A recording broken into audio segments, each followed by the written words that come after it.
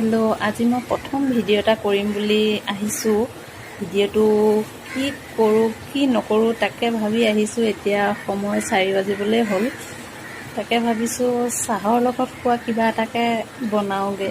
যদি আপোনালোকে চাই ভাল পায় তেতিয়াহ'লে ভিডিঅ'টো লাইক কৰিব, শ্বেয়াৰ কৰিব, ছাবস্ক্ৰাইব কৰিবলৈ নাপাহৰিব। বনোৱাৰ আগতে আপোনালোকে আমাৰ ঘৰত ফুলি থকা ধুনীয়া ফুল চাই ল'ব। তাৰপিছত মই ভিডিঅ'টো আৰম্ভ কৰোঁ। বলক কি বনাওঁ চাই থাকিব ভিডিঅ'টো আগলৈ।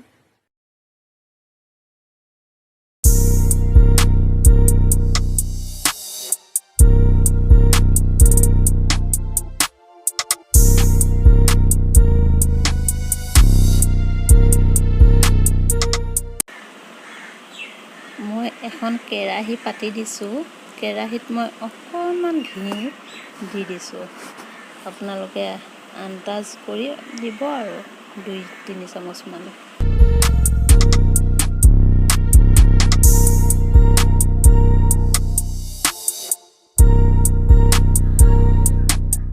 কেৰাহীত মই 1 কাপ আটা দি দিছোঁ। এতিয়া মই ভালকৈ লৰাই আটাখিনি ৰঙচুৱা হোৱালৈকে মই ভাজি থাকিম। এতিয়া আটাখিনি ৰঙা হৈ যোৱাৰ পাছত মই তাত আধা কাপ চেনি দি দিছোঁ। চেনিখিনি দি মই ভালদৰে লৰাই অলপ টাইম মই ভাজি লৈছোঁ। এতিয়া তাত মই আন্দাজ অনুযায়ী গাখীৰ ঢালি দিছোঁ। মই 1 গিলাচ দিছোঁ, আপোনালোকে অলপ বেছি দিব। মোৰ গাখীৰখিনি কমি গৈছিলে। আটাখিনি মই এতিয়া হাতেৰে অলপ থেপি সৰু কৰি দিছোঁ। তাৰ পাছত মই অলপ সময়ৰ কাৰণে ৰাখি দিছোঁ। এতিয়া মোৰ বৰফি ৰেডি হৈ গ'ল। আপোনালোকে এইদৰে বনাই ট্ৰাই কৰি চাবচোন এবাৰ। কণী আৰু বিলাহী দি মই এটা চব্জি বনাওঁ আহকচোন। প্ৰথমতে মই বিলাহী 2টা কাটি লৈছোঁ, 2টা কণী বইল কৰি লৈছোঁ, পিঁয়াজ কাটিছোঁ, আদা, নহৰু আৰু এটা কেঁচা জলকীয়া লৈ লৈছোঁ।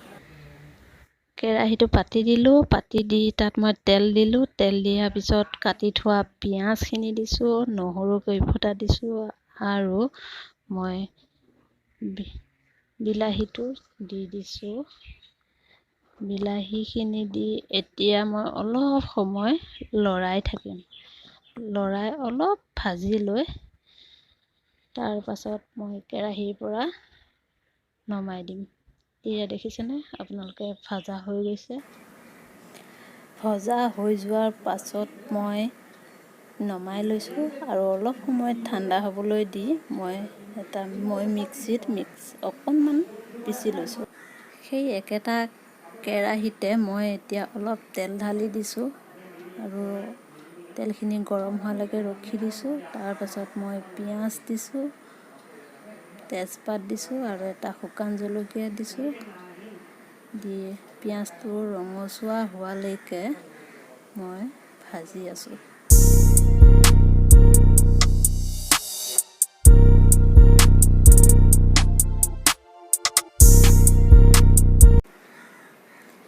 মই এতিয়া অলপ হালধি দি দিছোঁ। হালধি দিয়াৰ পাছত মই মিশ্ৰণখিনি ঢালি দি দিছোঁ। মিশ্ৰণখিনি মই মিক্সাৰৰ পৰা ভালকৈ উলিয়াই দিছোঁ আৰু হাতা বাটাৰে অলপ সময় লৰাই মই ভাজি আছোঁ।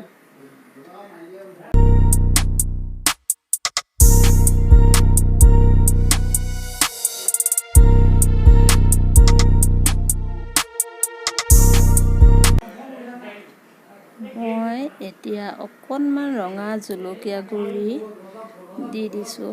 আপোনালোকে আন্দাজ অনুযায়ী দি দিব। তাৰ পাছত মই ধুনীয়াকৈ এতিয়া লৰাই আছোঁ।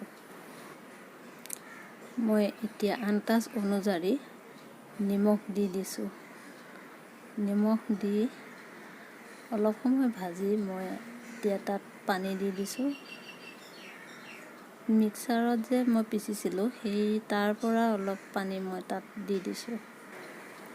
এতিয়া মই পানী ঢালি দিছোঁ। পানী ঢালি দি ভালকৈ লৰাই উতলিবৰ কাৰণে অলপ টাইম ৰাখি দিছোঁ। এতিয়া উতলাৰ পিছত মই তাত কাটি থৈ দিয়া কণীখিনি দি দিছোঁ, যাতে কণীখিনি ভাঙি নাযায় তালৈ আপোনালোকে অকণমান লক্ষ্য ৰাখিব। এতিয়া মই অলপ শুকাই যোৱালৈকে ৰখি দিছোঁ।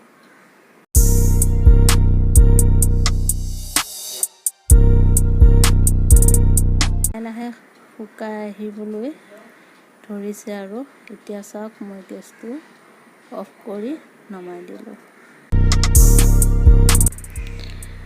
মই এতিয়া অকণমান চাটনি পিচিম। চাটনিখিনিৰ কাৰণে কি লৈছোঁ চাওক। এয়া বঙালী ধনিয়া, আদা, কেঁচা জলকীয়া, নহৰু 2 ফুটামান আৰু অলপ তিল লৈছোঁ।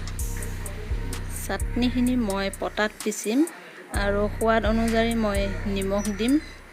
আপোনালোকে ধুনীয়াকৈ এবাৰ পিচি খাই চাব, কেনেকুৱা লাগিলে কমেণ্টত জনাবলৈ নাপাহৰিব। আমাৰ ভাত ৰেডি হৈ গ'ল।